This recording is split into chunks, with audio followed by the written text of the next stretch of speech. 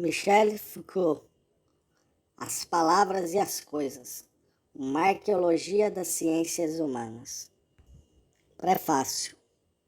Este livro nasceu de um texto de Borges, do riso que, com sua leitura, perturba todas as familiaridades do pensamento, do nosso, daquele que tem nossa idade e nossa geografia, abalando todas as superfícies ordenadas e todos os planos que tornam sensata para nós a profusão dos seres, fazendo vacilar e inquietando por muito tempo nossa prática milenar do mesmo e do outro.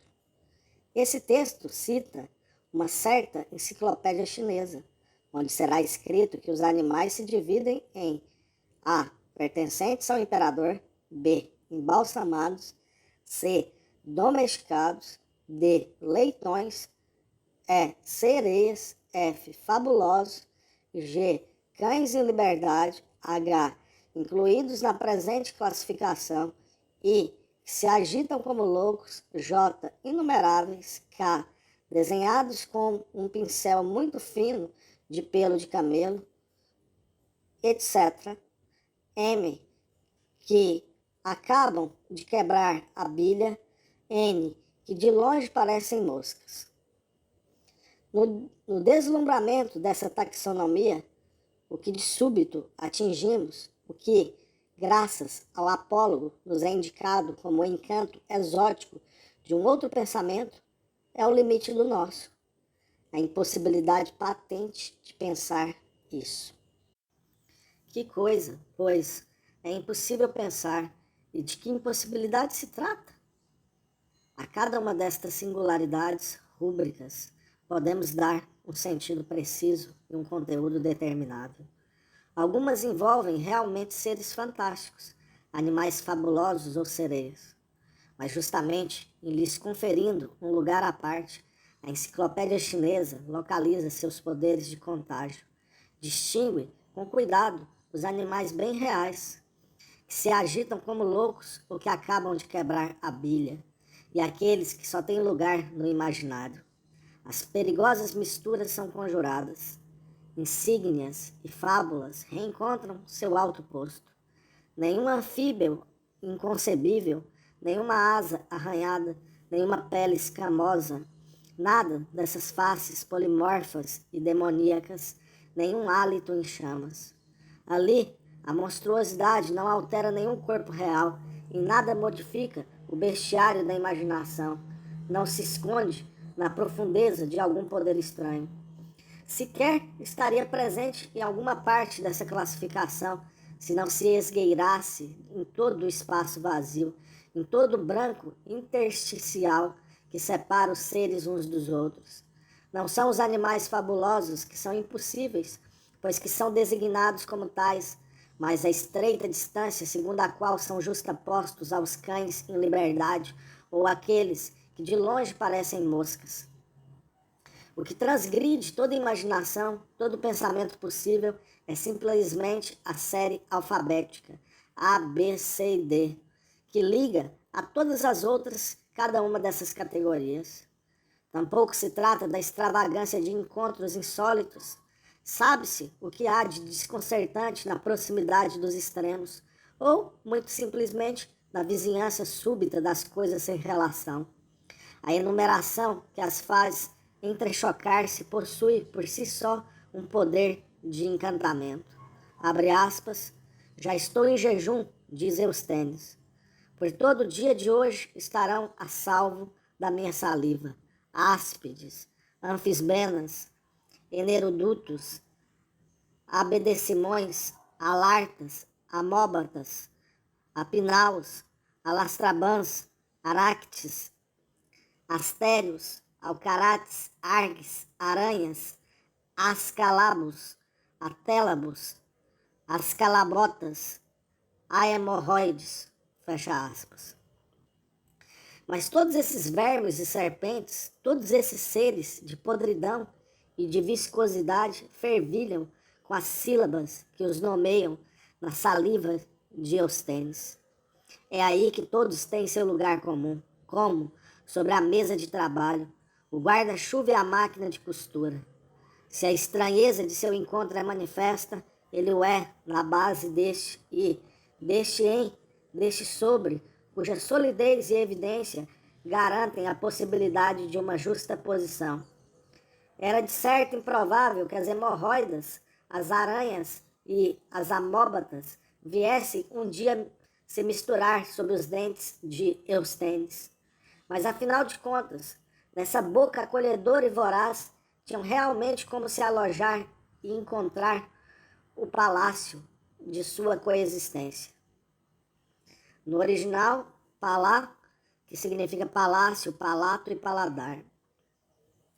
A monstruosidade que Borges faz circular na sua enumeração consiste, ao contrário, em que o próprio espaço comum dos encontros se acha arruinado. O impossível não é a vizinhança das coisas, é o lugar mesmo onde elas poderiam avizinhar-se. Os animais, abre aspas, e que se agitam como loucos, J, inumeráveis, K, desenhados com um pincel muito fino de pelo de camelo, fecha aspas, onde poderiam eles jamais se encontrar, a não ser na voz imaterial que pronuncia sua enumeração, a não ser na página que o transcreve? Onde poderiam se justapor, se não no não lugar da linguagem? Mas esta, ao desdobrá-los, não abre mais que um espaço impensável. A categoria central dos animais, incluídos na presente classificação, ainda bem pela explícita referência a paradoxos conhecidos, que jamais se chegará a definir, entre cada um desses conjuntos e aquele que os reúne a todos, uma relação estável de conteúdo e continente. Se todos os animais classificados se alojam, sem exceção, numa das casas da distribuição, todas as outras não estarão dentro desta? E esta, por sua vez, em que espaço reside? O absurdo, a ruína, o e da enumeração, afetando de impossibilidade o em onde se repartiram as coisas enumeradas. Borges não acrescenta nenhuma figura ao Atlas do impossível. Não faz brilhar em parte alguma o clarão do encontro poético. Esquiva apenas a mais discreta, mas a mais insistente das necessidades. Subtrai o chão, o solo mudo onde os seres podem justapor-se. Desaparecimento mascarado, ou antes, irrisoriamente, indicado pela série abecedária de nosso alfabeto, que se supõe servir de fio condutor, o único visível, as enumerações de uma enciclopédia chinesa. Numa palavra, o que se retira é a célebre tábua de trabalho. E restituindo a Russell uma escassa parte do que lhe é sempre devido, emprego esta palavra tábua em dois sentidos superpostos. Mesa, niquelada, encerada, envolta em brancura, faiscante sob o sol de vidro que devora as sombras. Lá onde, por um instante, para sempre talvez, o guarda-chuva encontra a máquina de costura. E quadro que permite ao pensamento operar com os seres uma ordenação, uma repartição em classes, um agrupamento nominal pelo que são designadas suas similitudes e suas diferenças. Lá onde, desde o fundo dos tempos, a linguagem se entrecruza com o espaço. Esse texto de Borges faz-me rir durante muito tempo, não sem um mal-estar evidente e difícil de vencer. Talvez porque no seu rastro nascia a suspeita de que há desordem pior que aquela do incongruente e da aproximação do que não convém. Seria a desordem que faz cintilar os fragmentos de um grande número de ordens possíveis na dimensão, sem lei nem geometria, do heteróclito. E importa entender esta palavra no sentido mais próximo de sua etimologia. As coisas aí são deitadas, colocadas, dispostas em lugares a tal ponto diferentes que é impossível encontrar-lhes um espaço de acolhimento, definir por baixo de umas e outras um lugar comum. As utopias consolam. É que, se elas não têm lugar real, desabrocham, contudo, no espaço maravilhoso e liso. Abrem cidades com vastas avenidas, jardins bem plantados, regiões fáceis, ainda que o acesso a elas seja quimérico.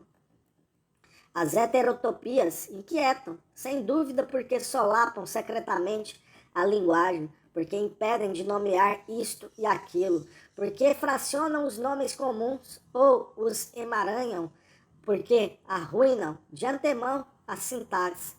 E não somente aquela que constrói as frases, aquela menos manifesta que autoriza manter juntos, ao lado e em frente umas das outras, as palavras e as coisas. Eis porque as utopias permitem as fábulas e os discursos. Situam-se na linha reta da linguagem, na dimensão fundamental da fábula. As heterotopias, encontradas tão frequentemente em Borges, dissecam o propósito, estancam as palavras nelas próprias, contestam desde a raiz toda a possibilidade de gramática, desfazem os mitos e imprimem esterilidade ao lirismo das frases. Parece que certos afásicos não chegam a classificar de maneira coerente as meadas de lãs multicores que se lhes apresentam sobre a superfície de uma mesa, como se esse retângulo unificado não pudesse servir de espaço homogêneo e neutro, onde as coisas viessem ao mesmo tempo manifestar a ordem contínua de suas identidades ou de suas diferenças e o campo semântico de sua denominação. Eles formam, nesse espaço unido, onde as coisas normalmente se distribuem e se nomeiam, uma multiplicidade de pequenos domínios, granulosos e fragmentários, onde semelhanças sem nome aglutinam as coisas em ilhotas descontínuas. Num canto colocam as meadas mais claras, noutros as vermelhas. Aqui, aquelas que têm uma consistência mais lanosa, ali aquelas mais longas, ou as que tendem ao violeta, ou as que foram enroladas em novelo. Mas mal são esboçados, todos esses agrupamentos se desfazem, pois a orla de identidade que o sustenta, por mais estreita que seja, é ainda demasiado extensa para não ser instável e, infinitamente, o doente reúne e separa, amontoa similitudes diversas, destrói as mais evidentes, dispersa as identidades, superpõe critérios diferentes, agita-se, recomeça, inquieta-se e chega finalmente à beira da angústia. O embaraço que faz rir quando se lê Borges é, por certo, aparentado ao profundo mal-estar daqueles cuja linguagem está arruinada. Ter perdido o comum do lugar e do nome. Atopia, afasia.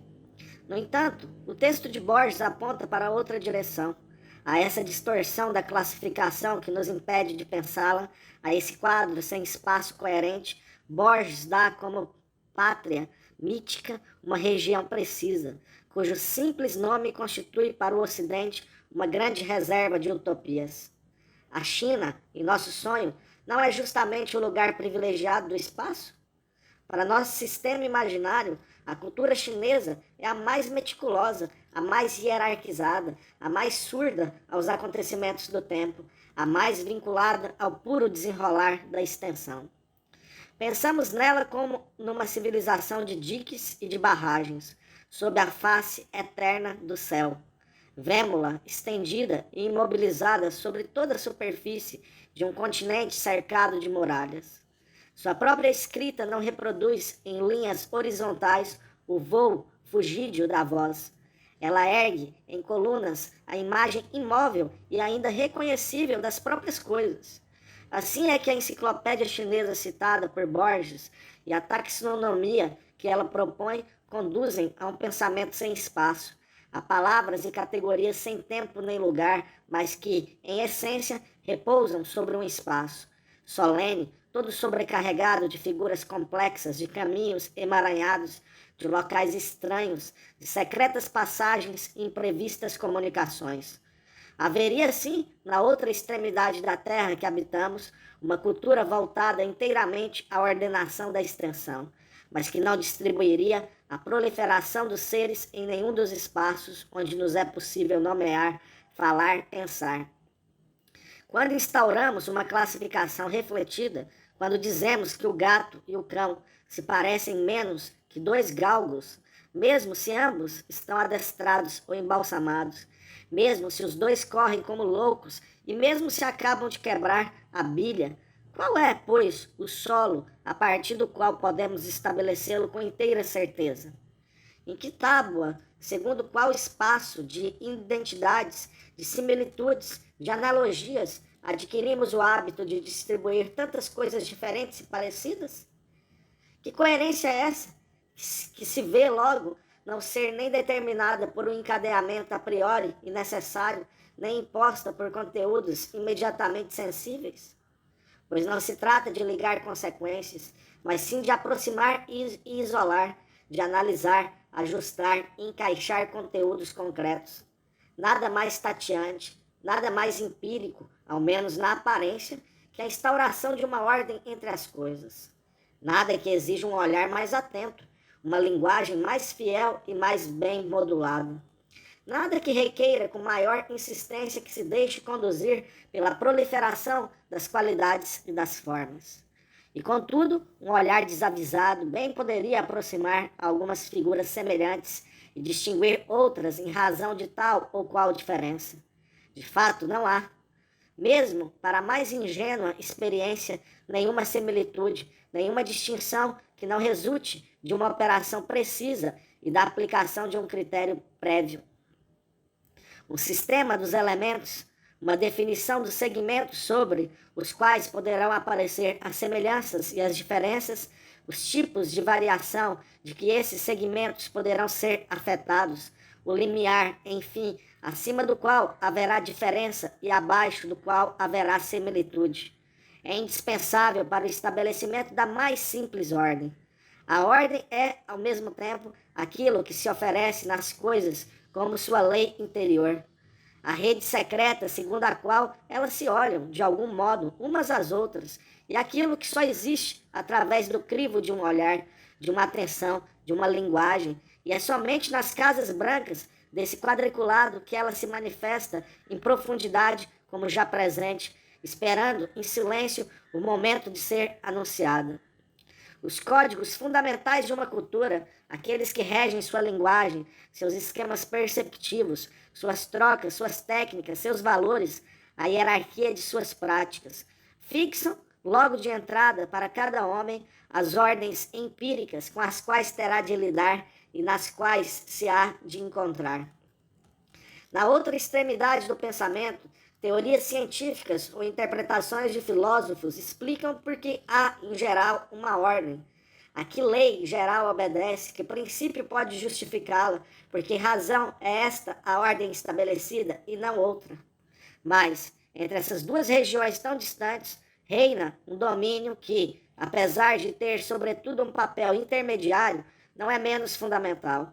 É mais confuso, mais obscuro e, sem dúvida, menos fácil de analisar.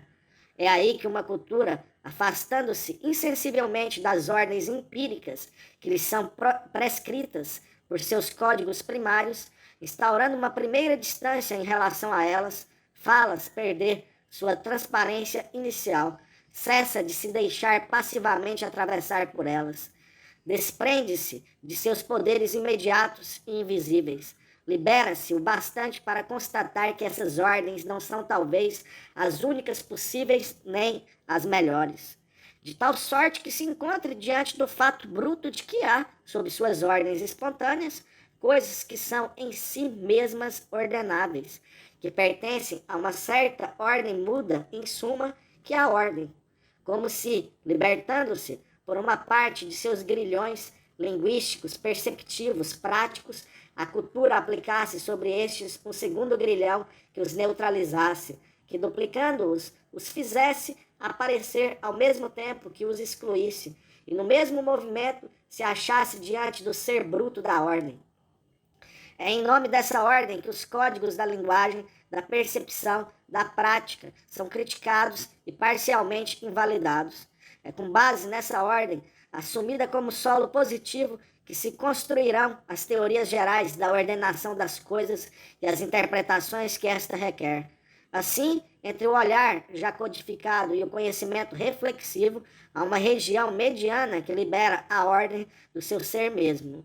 É aí que ela aparece, segundo as culturas e segundo as épocas, contínua e graduada ou fracionada e descontínua, ligada ao espaço ou constituída a cada instante pelo impulso do tempo, semelhante a um quadro de variáveis ou definida por sistemas separados de coerências, composta de semelhanças que se aproximam sucessivamente ou se espelham mutuamente, organizada em torno de diferenças crescentes, etc. De tal sorte que essa região mediana, na medida em que manifesta os modos de ser da ordem, pode apresentar-se como a mais fundamental, anterior às palavras, às percepções e aos gestos, incumbidos então de traduzi-la com maior ou menor exatidão ou sucesso. Razão pela qual essa experiência da ordem, sem seu ser maciço e primeiro, desempenha sempre um papel crítico. Mais sólida, mais arcaica, menos duvidosa, sempre mais verdadeira que as teorias que eles tentam dar uma forma explícita, uma explicação exaustiva ou um fundamento filosófico. Assim, em toda cultura, entre o uso do que se poderia chamar os códigos ordenadores e as reflexões sobre a ordem, há a experiência nua da ordem e de seus modos de ser. No presente estudo, é essa experiência que se pretende analisar. Trata-se de mostrar o que ela veio a se tornar, desde o século XVI, no meio de uma cultura como a nossa. De que maneira, refazendo, como que contra a corrente, o percurso da linguagem tal como foi falada, dos seres naturais, tais como foram percebidos e reunidos, das trocas, tais como foram praticadas. Nossa cultura manifestou que havia ordem e que as modalidades dessa ordem deviam às permutas suas leis, os seres vivos sua regularidade, as palavras seu encadeamento e seu valor representativo. Que modalidades de ordem foram reconhecidas, colocadas, vinculadas ao espaço e ao tempo, para formar o suporte positivo de conhecimento, tais que vão dar na gramática e na filologia, na história natural e na biologia, no estudo das riquezas e na economia política. Tal análise, como se vê, não compete à história das ideias ou das ciências. É antes um estudo que se esforça por encontrar, a partir de que foram possíveis conhecimentos e teorias, segundo qual espaço de ordem se constituiu o saber, na base de qual a priori histórico e no elemento de qual positividade puderam aparecer ideias, constituir-se ciências, refletir-se experiências em filosofias, formar-se racionalidades, para talvez se desarticularem e logo desvanecerem. Não se tratará, portanto, de conhecimentos descritos no seu progresso em direção a uma objetividade na qual nossa ciência de hoje pudesse, enfim, se reconhecer. O que se quer trazer à luz é o campo epistemológico, a episteme, onde os conhecimentos, encarados fora de qualquer critério referente a seu valor racional ou às suas formas objetivas, enraizam sua positividade e manifestam assim uma história que não é a de sua perfeição crescente, mas antes a de suas condições de possibilidade. Neste relato, o que deve aparecer são, no espaço do saber, as configurações que deram lugar às formas diversas do conhecimento empírico. Mais que uma história, no sentido tradicional da palavra, trata-se de uma arqueologia.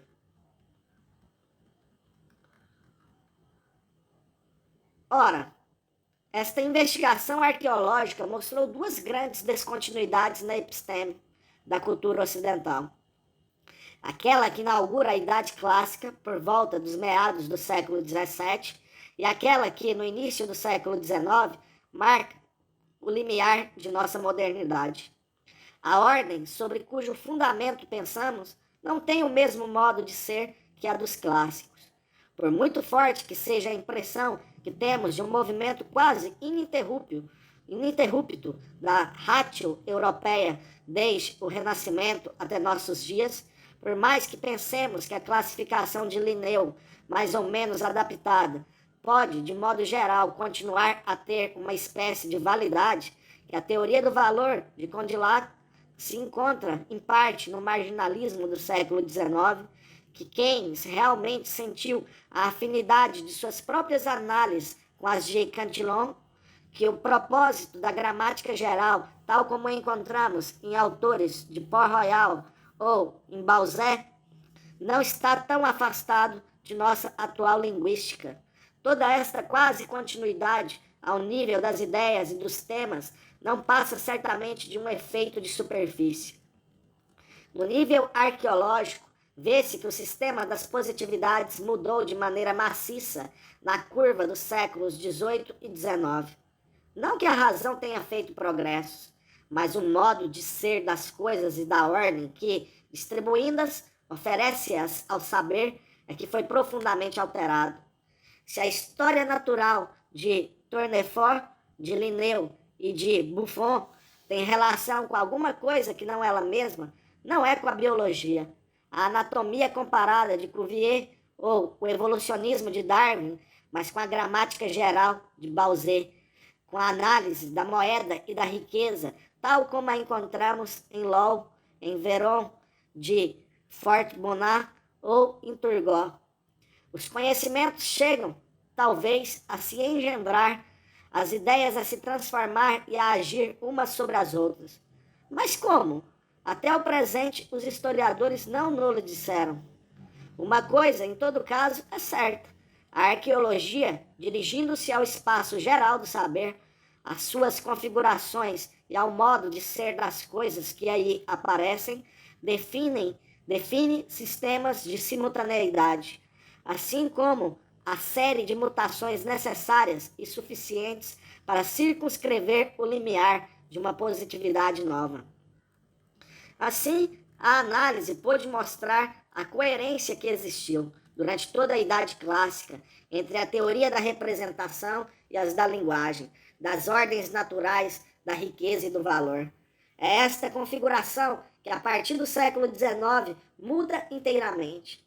A teoria da representação desaparece como fundamento geral de todas as ordens possíveis.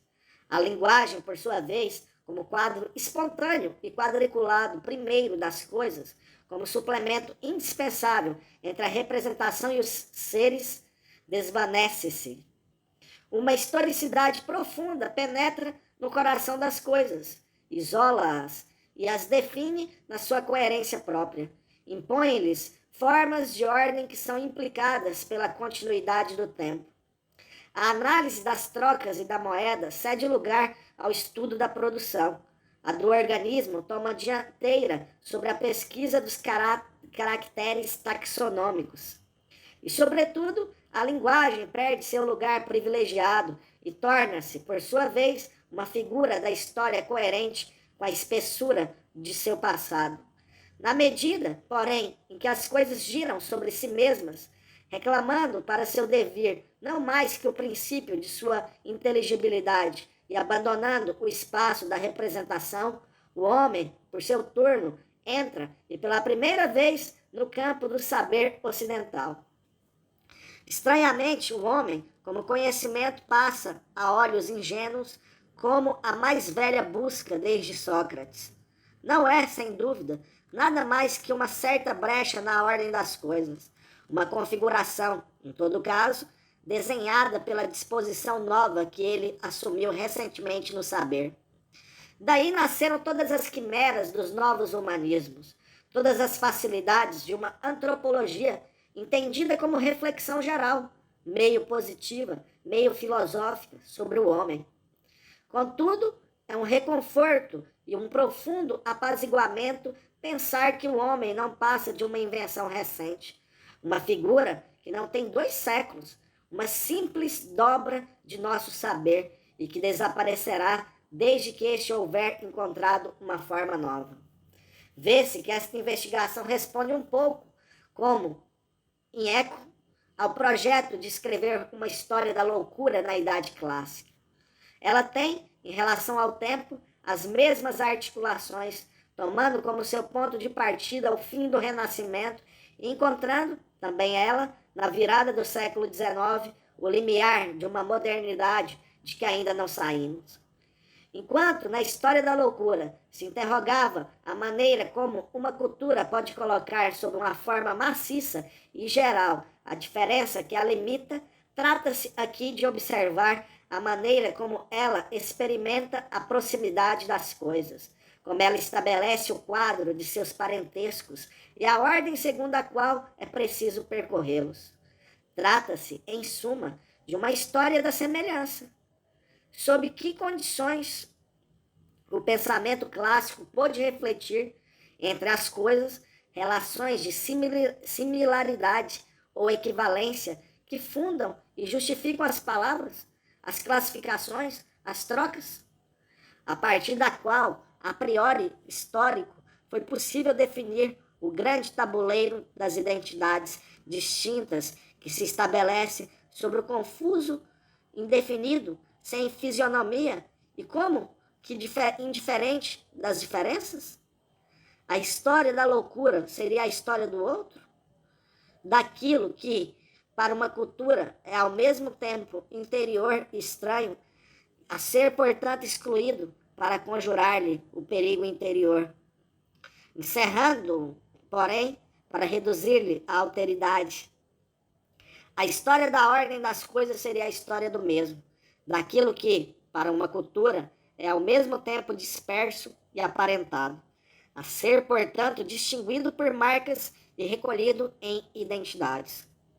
E se pensar que a doença é, ao mesmo tempo, a desordem, a perigosa alteridade no corpo humano e até o cerne da vida, mas também um fenômeno da natureza que tem suas regularidades, suas semelhanças e seus tipos, vê-se que lugar poderia ter uma arqueologia do olhar médico, da experiência, limite do outro, as formas constitutivas do saber médico, e destas a ordem das coisas, e ao pensamento do mesmo. O que se oferece à análise arqueológica é todo o saber clássico, ou melhor, esse limiar apareceu que nos separa do pensamento clássico e constitui nossa modernidade. Nesse limiar apareceu pela primeira vez esta estranha figura do saber, que se chama homem, e que abriu um espaço próprio às ciências humanas, tentando trazer à luz esse profundo desnível da cultura ocidental. É a nosso solo silencioso e ingenuamente imóvel que restituímos suas rupturas, sua instabilidade, suas falhas. E é ele que se inquieta novamente sob nossos passos.